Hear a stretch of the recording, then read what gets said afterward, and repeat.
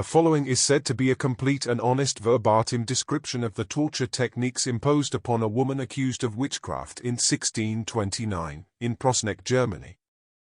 It was brought to light by priest and author Wilhelm Pressel in his 1860 book titled Hexen and Hexenmeister. Viewer discretion is advised. The hangman bound her hands, cut her hair, and placed her on the ladder.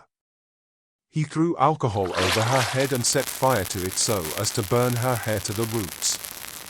He placed strips of sulfur under her arms and around her back and set fire to them. He tied her hands behind her back and pulled her up to the ceiling.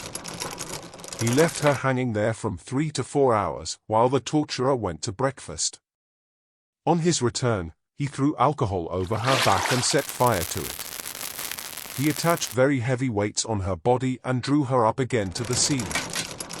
After that he put her back on the ladder and placed a very rough plank full of sharp points against her body. Having thus arranged her, he jerked her up again to the ceiling. Then he squeezed her thumbs and big toes in the vise, and he trussed her arms with a stick, and in this position kept her hanging about a quarter of an hour, until she fainted away several times. Then he squeezed the calves and the legs in the vise, always alternating the torture with questioning. Then he whipped her with a rawhide whip to cause the blood to flow out over her shift.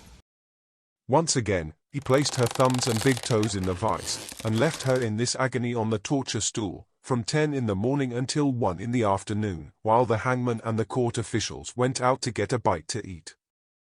In the afternoon a functionary came who disapproved this pitiless procedure. But then they whipped her again in a frightful manner. This concluded the first day of torture. The next day they started all over again, but without pushing things quite as far as the day before.